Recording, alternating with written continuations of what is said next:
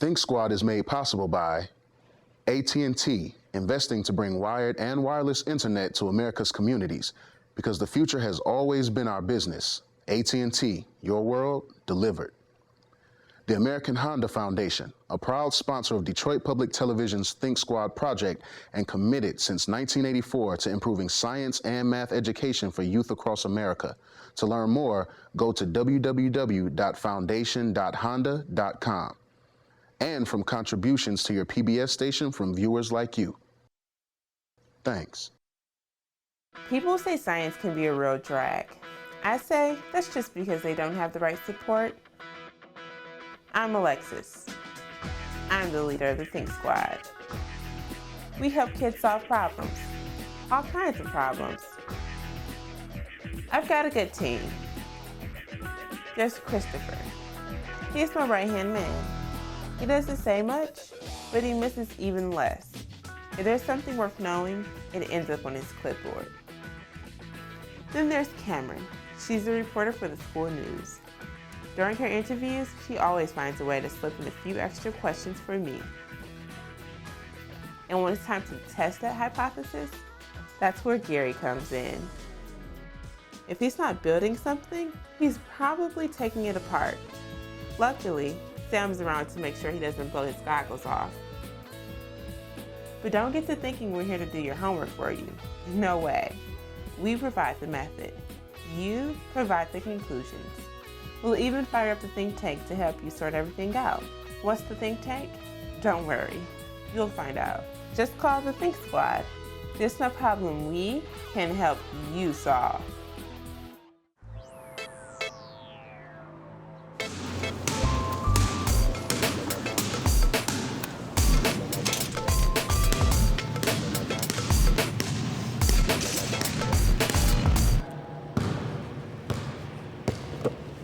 If you're looking to practice a little, you might need this. Who says I need to practice? You tell us. You got in touch with us, right? Okay, it's not my game that's the problem. So, what is the problem? This gym. This gym is my problem. My rec team. We keep losing games here. So, you win some, you lose some. No. This is different. It's like they know what we're going to do before we do it. It's like they can hear what we're saying on the benches. It's like they know all of our plays. I mean, they didn't just beat us. They embarrassed us. Are you saying somebody cheated? What? You don't believe me? We don't get involved in personal disputes. I mean, there's not a lot of science in he said, she said. Yeah, but what if somebody's using science to cheat? I mean, doesn't that go against your Think Squad code or something? Okay, look, they could hear us and I know it. They spied on us in order to win, and I want you to catch them at it. All right, the Think Squad will definitely take your case. Thanks.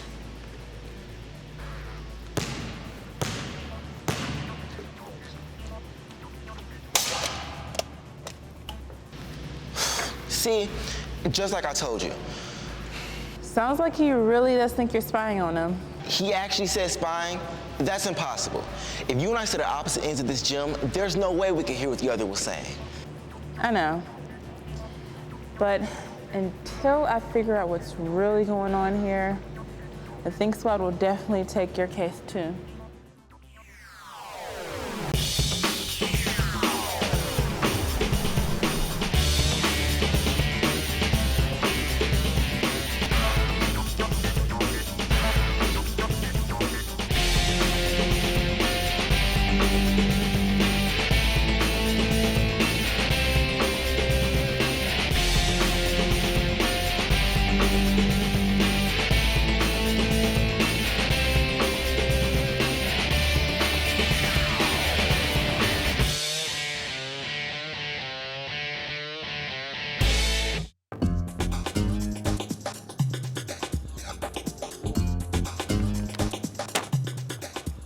You know, just because things are a little slow around here doesn't mean we have to start taking construction jobs.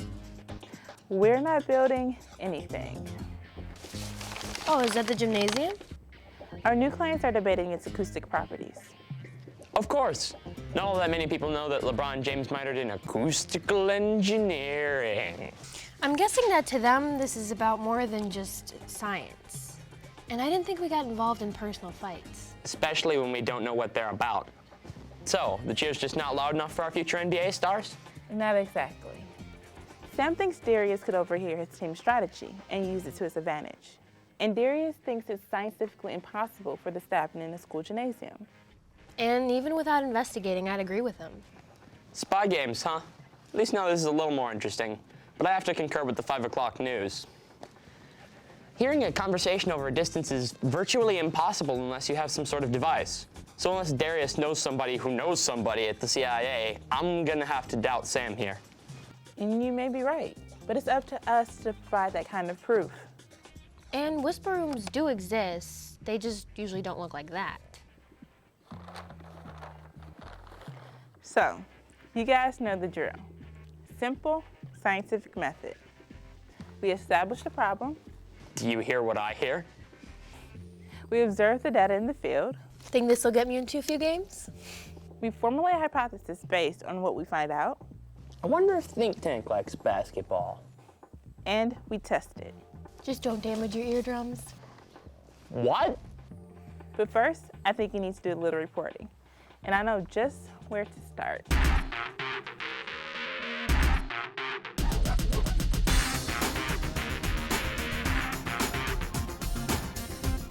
We're putting our ears to the ground to listen for the scientific world around us. Hello everyone, I'm Marjani. And I'm Roland. Thank you for tuning in. Your Y News Update starts right now. Why sound off about sound? We might not think about it much, but there's a whole world of science involved inside the multitude of different sounds that reach our ears every day. So what does sound need to travel? Well, just like light, for sound to travel great distances, it needs a clear path. Otherwise, it just ends up refracting or reflecting and ultimately not reaching our ears. So if you got something to say and you want to make sure it goes a long way, what do you need to do? Well, we sent Y News reporter Cameron into the field for some sound judgments. We're all familiar with sound and how it surrounds us, but what's the science behind the sounds we hear every day? And if we know enough about how and why we hear the things we do, can we use those sound in new and interesting ways? I'm here at Material Sciences Corporation to talk with someone whose job it is to hear a pin drop. Greg Goches grew up with a background in music that eventually led him to a career in acoustics. He studied at Carnegie Mellon University and the University of Michigan Dearborn, where he earned his master's degree in mechanical engineering. We do all kinds of sound and vibration testing in here. It's where we really... Which at least sounded pretty interesting and led to a few more questions. Okay, Cameron, so here we are in a hemi-anechoic chamber. Hemi means half, anechoic means not echo. What does that all mean? Well, if you look around, you notice that the floor in here is very hard and reflective, and all of the surfaces are covered in these sound-absorbing wedges. So sound, of course, is vibration of air. And what we're trying to measure in this room are usually test objects that are very, very quiet. And so these sound-absorbing wedges do a couple things for us. First of all, they allow the sound level in the room to be very, very low so that we can measure the sound of the objects that we're trying to measure. But the other thing is, since they don't reflect any sound, they absorb all of the sound that's generated by the test object, and therefore that reflected sound is not contaminating the test that we're trying to measure. So every sound starts off as a vibration? Exactly. Let me demonstrate that to you. So Cameron, I said that vibration is the source of all sound, and what I'm going to demonstrate now with the help of Carl Carlson, who is one of our acoustics engineers, we're going to actually generate sound by vibrating the door of a car. On the back side of this door is something called an electrodynamic shaker, which is actually putting vibration into the door. That vibration comes from the shaker, it gets into the metal, and the metal vibrates with various modes of vibration. Those modes of vibration then transfer that energy to the air. The air gets vibrated, and then we hear that sound. Okay, so I get how sounds are produced, but what makes us able to hear some sounds and not others? Well, I think the best way to answer that is to go into another room that we have called a fully anechoic chamber. Okay. Okay, so this fully anechoic chamber is a little different than the room we were just in. It's fully anechoic because if you notice when you walked in, we were standing on a wire grate, and below us are additional sound-absorbing wedges. In other words, all 6 surfaces of this room are completely sound-absorbing. There is absolutely no reflection of sound at all. So this room was designed to be completely no echo. Let me explain how this room works a little bit more. These wedges are very carefully crafted and shaped. If you notice, some are horizontal, some are vertical. They have this wedge shape to them. They were designed to trap the incoming sound wave. So the sound wave is traveling towards this wedge. This wedge basically traps the sound wave. It has to go into this wedge and it never comes out. So you're saying that the shape of a room determines how the sound waves travel through it? Absolutely, completely. The shape of the room has a profound impact on the way sound travels through the space. So let's go in this reverberation chamber, and you notice as soon as we walk in, the sound completely changes. This room is called a reverberation chamber, which is designed to be completely echoey, the opposite of anechoic, which means no echo. This is a 100% echoey room. Why do we do that? Well, what we're trying to do in this room is take sound and mix it all up so it's completely random, and all the walls and the floor and the ceiling, everything is very hard and reflective. It's rather hard to have a conversation in a room like this, which makes it interesting. And also the noise level in this room is much higher. Even though I'm talking at the same level that I've been talking in the other rooms, it's much, much louder. And that's on purpose. We want it that way. Well, you heard it here on Y News. While we may take a lot of the sound we hear for granted, there's a lot that goes into how and why it reaches our ears, so pay attention. You never know what you might be able to hear if you just stop and listen. And if you do hear something that might require a little extra investigation, you never know. You could become an acoustical engineer and get to work with sound every day. For Y News, this is Cameron.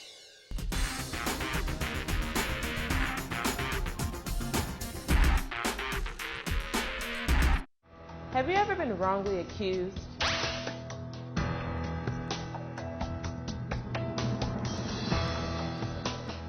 Do you have a hard time convincing people you're telling the truth? But I wasn't cheating. Do you need someone to prove your case? You better think smart. If you're innocent, there's nothing to it. They are ready to help you solve any problem. Trust me, they prove that my dog actually ate my own. There's no problem we can't solve. Contact us with Team Squad.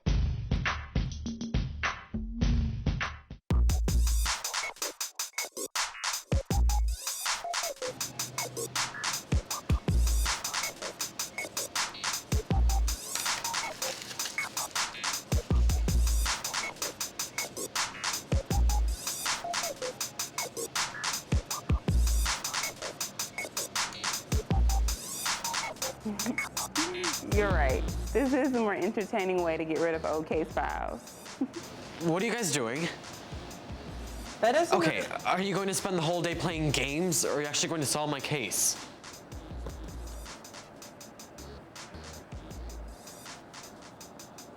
What does matter is that even though we have information for you, it's not up to us to create your hypothesis. Hypothesis? A theory you can test. On what was happening in the gym. Could the other team overhear you or not? So am I supposed to do that? I'm not a scientist. Hey, what does he keep writing? Look, you need to prove your shot. Prove my shot? Like in horse, you have to take your winning shot again to prove that it was skill and not just luck. But we lost because they cheated. So, in your case, you either need to get the information to prove that you were right, or prove that you need more practice. Okay, look, I know something happened. I don't just need to practice more. Okay, then. Let's see what the think tank has to say about this.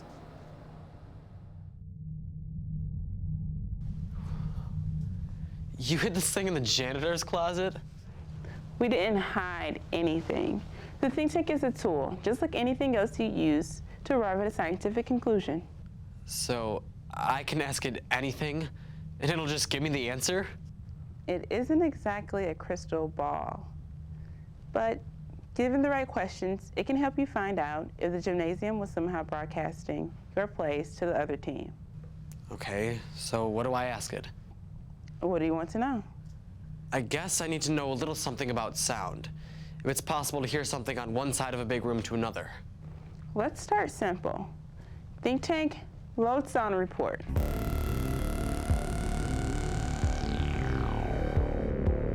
Sound is a sensation we hear and comes from the vibration of an object.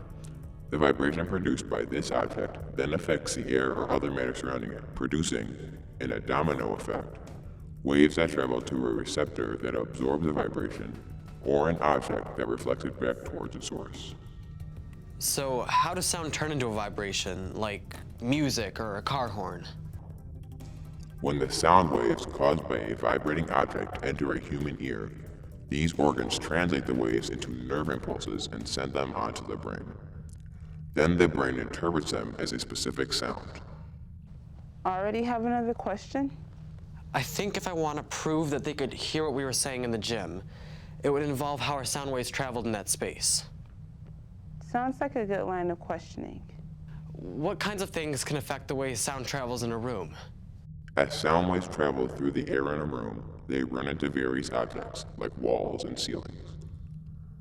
Some of the sound is absorbed by the object, but most of the sound is reflected back into the room, which changes the angle and timbre of the sound.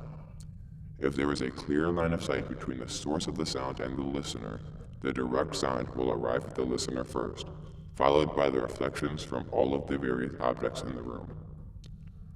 The many reflections caused by these objects are what the human ear hears as echo. So it's like a bounce pass. If you can move the ball across the court, then why not? Think tank, can the shape of a room focus sound? The shape and layout of a given space can affect the way sound travels inside it. A whispering gallery is a room where a sound, even at a low volume, made at one focus, can be heard on the opposite side of the room, creating a unique acoustic effect. So maybe the gymnasium is the same thing as a whispering gallery. Think tank, name known whispering galleries. Known whispering galleries include the Dome of St. Paul's Cathedral in London, Statuary Hall in the Capitol at Washington, D.C., St. John's Lateran in Rome, and the Ear of Dionysus at Syracuse. Each of these spaces are constructed in an ellipsoid shape. Their curved walls and ceiling focus a sound, and the whispering gallery effect is commonly considered an acoustic defect caused by a long, curved surface. Think tank, name all examples of whispering galleries that are not circular. While still technically considered an acoustic mystery, the Great Ball Court at Chichen Itza, located in the Yucatan Peninsula of present-day Mexico, allows visitors to whisper clearly from one end to the other, a total distance of 545 feet. Since it has no vault, no continuity between the walls, and is totally open to the sky, archaeologists and acoustical engineers have not been able to arrive at a concrete explanation for this phenomenon. See, what if the gymnasium is doing the same thing? It's shaped the same way. Maybe the sound is traveling in a way that can't be explained. You're comparing the gym to a Mayan ruin? Why not? Think tank in a report. Is that your hypothesis? Do you have someone who can test it? Of course, if that's really where the scientific evidence is leading you.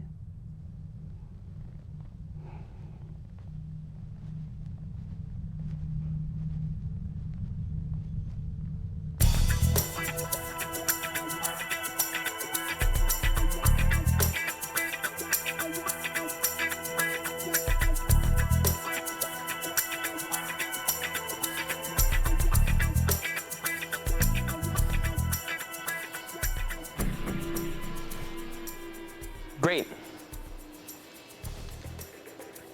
It's confirmed. He's officially late. Who's late?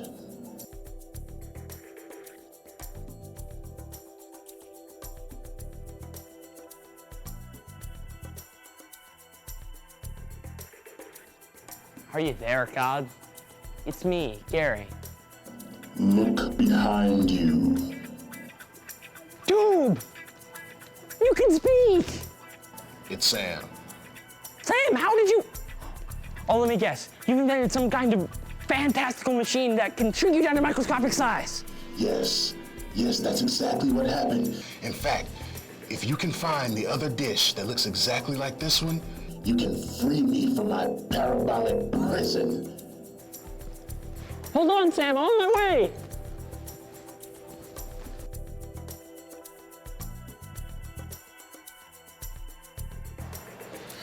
my hero. But I thought you were never really microscopic, were you? Good job, CSI. But if it helps at all, I did just make my voice travel an extraordinary distance using this whisper dish. But couldn't you have just shouted? Using these, I didn't even have to raise my voice. But how do they work? Well, like anything else that's used to make sound waves travel a greater distance than they might otherwise, these work by focusing sound waves. But why do I need a whisper dish to be able to hear you? Well, you see all this stuff out here? Walls, supports, exhibits, even people, if it weren't after hours. All these things are blocking my sound waves without even knowing it, and some are creating their own sound waves, canceling out my sound. It's almost like all these things are playing this great zone defense, and my sound waves are having a really hard time making it to the basket. Remember who you're talking to. Now that's more like it. All right, stretch it out a little bit. Now slap your hand. Bad Gary. Now that's how a sound wave is created and moves. Let me guess, reflection. Exactly. All right, now one more time. Hey man, you're killing my wave. To prove a point. See, when it comes to sound waves, there are a lot of things that work against it as it travels across the room. Which leads me to believe that our clients might have a little trouble hearing each other from across a gymnasium. Difficult, but not impossible. It still depends on the space. More importantly, its shape. Example? I'm so glad you asked.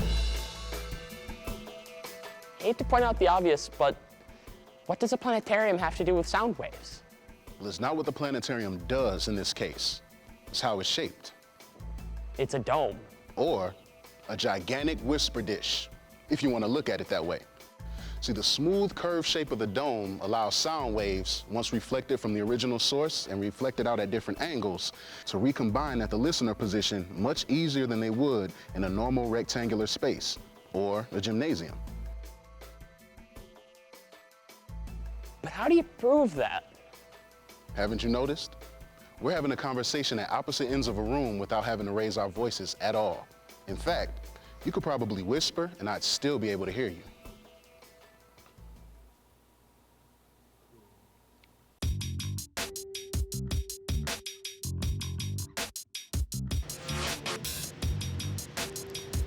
I can't hear a word he's saying.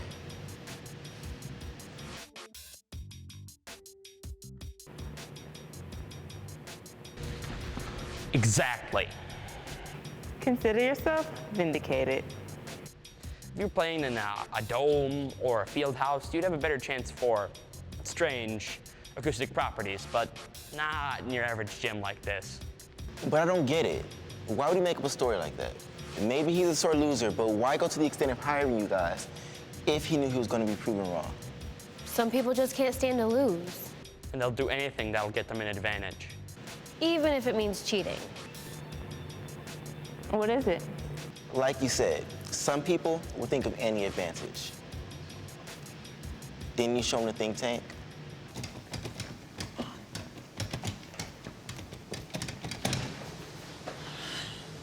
If you want to get better, all you need to do is practice. I do all the time, but I still get beat. Then maybe you should accept that some people are just going to be better than you. And not even the think tank can change that. So, how'd you know?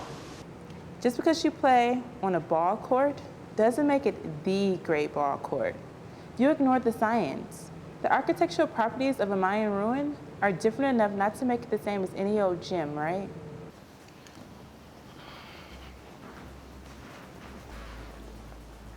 What happened? The think tank is a tool to help others, not to take advantage. If he wants to get better, he has to do it on his own. No, not on his own. Come on, Court's open. Let's go play. Congratulations. Now you're a member of the Think Squad.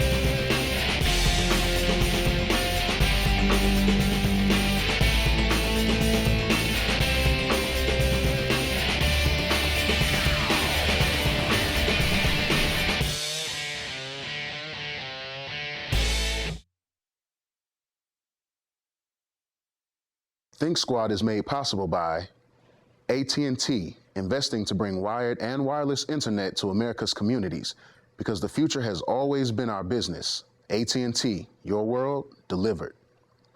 The American Honda Foundation, a proud sponsor of Detroit Public Television's Think Squad project and committed since 1984 to improving science and math education for youth across America. To learn more, go to www.foundation.honda.com. And from contributions to your PBS station from viewers like you. Thanks.